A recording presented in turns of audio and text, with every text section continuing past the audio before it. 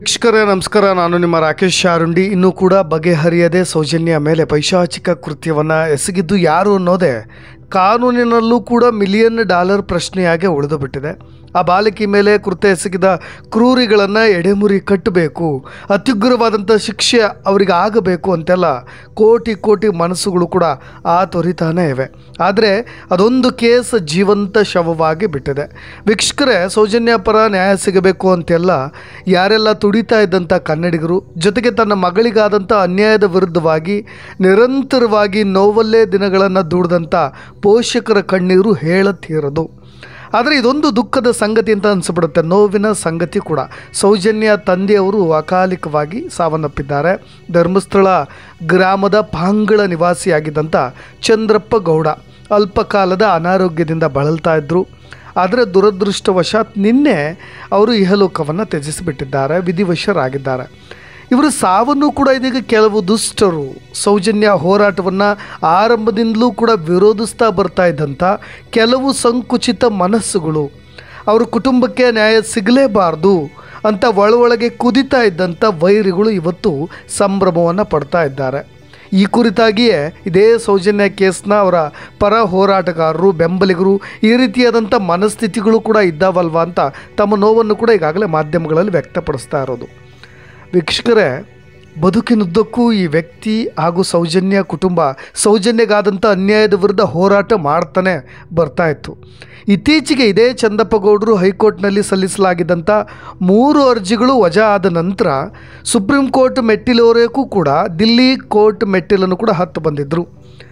ಅವರು ಹೋರಾಟದ ಹಾದಿ ಹಾಗೆ ಆಯಿತು. ಯಾಕೆಂದರೆ ಉಸಿರಿರೋವರೆಗೂ ಕೂಡ, ಉಸಿರು ಹೋಗೋ ಮುನ್ನವೂ ಕೂಡ ಸೌಜನ್ಯ ಅಂತಾನೆ ಕನವರಿಸ್ತಾ ಇದ್ದರು ಚಂದಪ್ಪ ಗೌಡ ಅವರು.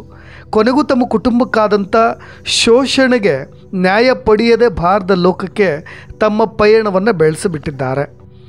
ಇತ್ತೀಚೆಗೆ ಇದೇ ಚಂದಪ್ಪ ಗೌಡರ ಆರೋಗ್ಯದಲ್ಲಿ ಏರ್ಪೇರಾಗ್ತಾ ಇತ್ತು. ಕುಟುಂಬದವರು ತಕ್ಷಣಕ್ಕೆ ಅವ್ರನ್ನ ಆಸ್ಪತ್ರೆಗೂ ಕೂಡ ಸೇರಿಸಿದ್ರು, ಅಲ್ಲಿ ಚಿಕಿತ್ಸೆ ಕೂಡ ಪಡಿತಾ ಇದ್ದರು. ಆದರೆ ನಿನ್ನೆ ಈ ಜೀವ ತಮ್ಮ ಹೋರಾಟದ ಜರ್ನಿಗೆ ಫುಲ್ ಸ್ಟಾಪನ್ನು ಇಟ್ಟುಬಿಟ್ಟಿದೆ. ಪತ್ನಿ ಕುಸುಮಾವತಿ ಅವರು ಕೂಡ ಪ್ರತಿನಿತ್ಯವೂ ಕೂಡ ಹೋರಾಟದಲ್ಲಿ ಭಾಗಿಯಾಗ್ತಾಯಿದ್ರು. ಸೌಜನ್ಯಗಾದಂಥ ಅನ್ಯಾಯದ ಪರವಾಗಿ, ಜೊತೆಗೆ ಅದಕ್ಕೋಸ್ಕರವಾಗಿ ನ್ಯಾಯ ಸಿಗಬೇಕು ಅಂತ ನಿರಂತರವಾಗಿ ಹೋರಾಟ ಮಾಡ್ತಾಯಿದ್ರು. ಜೊತೆಗೆ ಈಗ ಕುಸುಮಾವತಿ ಮಕ್ಕಳಾದಂಥ ಸೌಮ್ಯ, ಸೌಂದರ್ಯ, ಮಗ ಸೌಹಾರ್ದ ಅವ್ರನ್ನ ಅಗಲಿರೋ ಚಂದಪ್ಪನವರ ಅಕಾಲಿಕ ನಿಧನದ ಸುದ್ದಿಯನ್ನು ಕುಟುಂಬ ಅರಗಿಸಿಕೊಳ್ಳಲಾಗದಂಥ ಪರಿಸ್ಥಿತಿಯನ್ನು ತಲುಪಿದೆ. ನಿನ್ನೆ ರಾತ್ರಿ ಅಂತಿಮ ಕ್ರಿಯೆಗಳನ್ನು ಕೂಡ ನಡೆಸಿದೆ ಕುಟುಂಬ. ಆದರೆ ಮತ್ತಷ್ಟು ಇಡೀ ಕುಟುಂಬ ಒಂಟಿ ಭಾವದಲ್ಲಿ ಮುಳುಗಿಬಿಟ್ಟಿದೆ. ಇಡೀ ಸಮಾಜವನ್ನು ಎದುರಿಸಿ ನಿಂತಹ ವ್ಯಕ್ತಿ, ಇಡೀ ಕುಟುಂಬವೇ ನಿಂತಿದೆ. ಅವರ ಸಾವನ್ನು ನಿರೀಕ್ಷೆ ಮಾಡ್ತಿದ್ದಂಥ ವಿರೋಧಿಗಳ ಪಡೆ ಅವರ ಹಿನ್ನಡೆಗೋಸ್ಕರ ಯಾವಾಗಲೂ ಕಾಯ್ತಾನೆ ಇರ್ತಾಯಿದ್ರು. ಯಾಕೆ ಇವರು ಈ ಕುಟುಂಬದವರು ಸೈಲೆಂಟ್ ಆಗ್ತಾಯಿಲ್ಲ, ಯಾವುದೋ ಒಂದು ಧಾರ್ಮಿಕ ಸಂಸ್ಥೆಯನ್ನು ಟಾರ್ಗೆಟ್ ಮಾಡ್ತಾ ಇದ್ದಾರಾ, ಇನ್ನೊಂದು ಕಡೆ ಇದು ಬಗೆಹರಿಯದ ಸಮಸ್ಯೆ ಇಲ್ಲಿಗೆ ಯಾಕೆ ಬಿಡ್ತಾ ಇಲ್ಲ ಇವರು ಅನ್ನೋ ಒಂದಿಷ್ಟು ಊಹಾಪೋಹ, ಜೊತೆಗೆ ವಿಡಂಬನೆಯ ಮಾತುಗಳು, ವ್ಯಂಗ್ಯ ಆಡೋದು, ಟೀಕೆ ಮಾಡೋದು, ಈ ಥರದ್ದು ಎಲ್ಲವೂ ಕೂಡ ನಡೀತಾ ಇತ್ತು.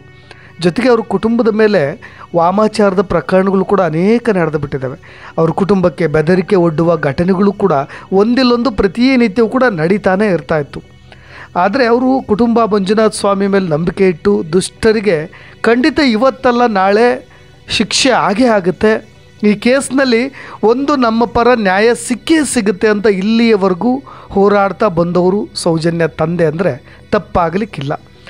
ಆದರೆ ಈಗ ಈ ರೀತಿ ಸಂಭ್ರಮ ಪಡ್ತಾರೋ, ಸುತ್ತಮುತ್ತ ಧರ್ಮಸ್ಥಳದ ವಿರುದ್ಧ ನಡೆದುಕೊಂಡ್ರೆ ಹೀಗೆ ಆಗುತ್ತೆ ಅಂತೇಳಿ ಅದೇ ಗ್ರಾಮದ ಸುತ್ತಮುತ್ತ ಮಾತನಾಡ್ತಾ ಇರ್ತಕ್ಕಂಥವ್ರಿಗೆ, ಆಡಿಕೊಳ್ತಾ ಇರೋರಿಗೆ ಈಗ ಸೌಜನ್ಯ ಬೆಂಬಲಿಗರು ಸೋಷಿಯಲ್ ಮೀಡಿಯಾದಲ್ಲೇ ತಮ್ಮ ಆಕ್ರೋಶವನ್ನು ಹೊರಹಾಕ್ತಾ ಇದ್ದಾರೆ, ಕೇಳ್ತಾ ಇದ್ದಾರೆ.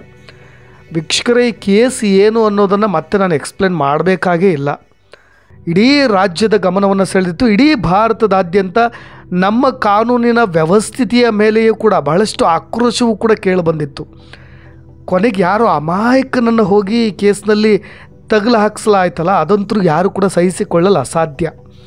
ದಕ್ಷಿಣ ಕನ್ನಡ ಜಿಲ್ಲೆಯ ಉಜಿರೆಯ SDM ಕಾಲೇಜಿನ 17 ವರ್ಷದ ವಿದ್ಯಾರ್ಥಿನಿ ಸೌಜನ್ಯ. ಯಾರೋ ಪಾಪಿಗಳು 2012ರಂದು ತಮ್ಮ ದೇಹದಾಸಿಗೆ ಬಳಸಿಕೊಂಡು ರಾಕ್ಷಸಿ ಪ್ರವೃತ್ತಿಯನ್ನು ಮೆರೆದಿದ್ರು. ಅದಾದ ಮೇಲೆ ಈ ಪ್ರಕರಣವನ್ನು ಬೆಳ್ತಂಗಡಿ ಪೊಲೀಸರು ಕೈಗೆತ್ತಿಕೊಳ್ತಾರೆ. 2012 ನವೆಂಬರ್ 6ರಂದು CBIಗೆ ಈ ಕೇಸನ್ನು ವರ್ಗಾವಣೆ ಮಾಡಲಾಗುತ್ತೆ. ಅದು ಕೂಡ ಸ್ಥಳೀಯ ಮಟ್ಟದಲ್ಲಿ ಸ್ವಲ್ಪ ಆಕ್ರೋಶ, ವಿರೋಧ, ಪ್ರತಿಭಟನೆ, ಹೋರಾಟ ಕೇಳಿ ಬಂದದ್ದಕ್ಕಾಗಿ ವಿದ್ಯಾರ್ಥಿನಿಗಳ ಮಟ್ಟದಲ್ಲಿ, ಯುವಕರ ಮಟ್ಟದಲ್ಲೂ ಕೂಡ ಇದರ ವಿರುದ್ಧವಾಗಿ ದನಿ ಎತ್ತಿದ್ದಕ್ಕಾಗಿ ಈ ಕೇಸನ್ನು CBIಗೆ ವರ್ಗಾವಣೆ ಮಾಡಲಾಯ್ತು ಅಷ್ಟೇ. ಕಾರ್ಕಳದ ಒಬ್ಬ ಸಂತೋಷ್ ರಾವನ್ನು ಆರೋಪಿ, ಅವನು ಕೂಡ ಅಮಾಯಕ, ಆತನನ್ನು ಈ ಕೇಸ್ನಲ್ಲಿ ಸಿಕ್ಕಿ ಹಾಕಿಸಲಾಗತ್ತೆ. ಆರೋಪಿ ಅಲ್ಲ, ಅವನನ್ನು ಅಪರಾಧಿ ಅಂತಲೂ ಕೂಡ ನಾವು ಹೇಳೋ ಹಾಗೇ ಇಲ್ಲ. ಅಮಾಯಕನನ್ನು ಸಿಕ್ಕಿ ಹಾಕಿಸಲಾಗತ್ತೆ. ಅದಾದ ಮೇಲೆ ನಂತರ ಸುದೀರ್ಘ ವಿಚಾರಣೆ, ಬರೋಬ್ಬರಿ 2012 2023 ಸುದೀರ್ಘ ವಿಚಾರಣೆಯ ನಂತರ ಅಲ್ಲಿಯವರೆಗೂ ಕೂಡ ಆ ಆರೋಪಿಯನ್ನು, ಸಂತೋಷ್ ರಾವ್ ಅವನ್ನು ಬಂಧಿಸಲಾಗಿರುತ್ತೆ, ಆತನಿಗೆ ಶಿಕ್ಷೆಯನ್ನು ಕೊಡಲಾಗಿರುತ್ತೆ. ಅದು ಯಾವ ಏಜ್ ಅಂದರೆ ಒಂದು ಗೋಲ್ಡನ್ ಏಜ್ ಅಂತ ಕರಿತೀವಿ. ಆ ಥರದ ಒಂದು 13-14 ವರ್ಷಗಳ ಕಾಲ ಗೋಲ್ಡನ್ ಏಜ್ನ ಕಿತ್ಕೊಂಡ್ಬಿಟ್ರು ಆತನದ್ದು. ಸುದೀರ್ಘ ವಿಚಾರಣೆಯ ನಂತರ 2023 ಜುಲೈ 16ರಂದು ಇದೇ ಸಂತೋಷ್ ರಾವ್ ಅವ್ರನ್ನ ನಿರ್ದೋಷಿ ಅಂತ ಹೇಳಿ ಕೋರ್ಟು ತೀರ್ಪು ಕೊಟ್ಟುಬಿಡುತ್ತೆ. ಇದೊಂದು ಅಚ್ಚರಿಯ ತೀರ್ಪು. ಅಲ್ಲಿಯವರೆಗೂ ಆತನೇ ಅಪರಾಧಿ ಅಂತ ಹೇಳಿ ಎಲ್ಲರೂ ಕೂಡ ಭಾವಿಸಿದ್ರು. ವೀಕ್ಷಕರು, ಈ ಪ್ರಕರಣದ ಮರು ತನಿಖೆ ಆಗಬೇಕು. ಈ ಕೇಸನ್ನು ಖುಲಾಸೆಗೊಳಿಸ್ಬಿಡ್ತಲ್ಲ, ಸಂತೋಷ್ ರಾವ್ ಅವ್ರನ್ನ ನಿರ್ದೋಷಿ ಅಂತ ಹೇಳಿ ತೀರ್ಪು ಕೊಟ್ಬಿಡ್ತಲ್ಲ, ಈ ಪ್ರಕರಣದ ಮರು ತನಿಖೆ ಆಗಬೇಕು ಅಂತ ಹೇಳಿ ಅದೇ ಸೌಜನ್ಯಾಳ ತಂದೆ, ಧರ್ಮಸ್ಥಳದ ನಿವಾಸಿ ಚಂದಪ್ಪ ಗೌಡ್ರವರು ರಿಟ್ ಅರ್ಜಿಯನ್ನು ಕೂಡ ಹಾಕಿದರು. ಕಾರ್ಕಳ ತಾಲೂಕಿನ ಕುಕುಂದೂರಿನ ಸಂತೋಷ್ ರಾವ್ ಅವ್ರನ್ನ ಪ್ರಕರಣದಿಂದ ಖುಲಾಸೆಗೊಳಿಸಿದಂಥ CBI ವಿಶೇಷ ನ್ಯಾಯಾಲಯದ ಆದೇಶವನ್ನು ರದ್ದುಪಡಿಸಬೇಕು ಅಂತ ಹೇಳಿ ಇದೇ CBI ಸಲ್ಲಿಸಿದಂಥ ಕ್ರಿಮಿನಲ್ಗೆ ಮೇಲ್ಮನವಿಯನ್ನು ಮತ್ತು ಪ್ರಕರಣದಲ್ಲಿ ನಿಜವಾದ ತಪ್ಪಿತಸ್ಥನನ್ನು ಪತ್ತೆ ಹಚ್ಚಲಿಕ್ಕೆ CBIಗೆ ಕೋರ್ಟ್ ನಿರ್ದೇಶನವನ್ನು ಕೂಡ ನೀಡಬೇಕು ಅಂತೇಳಿ ಅವರ ತಂದೆ ರಿಕ್ವೆಸ್ಟ್ ಮಾಡಿಕೊಂಡಿದ್ರು.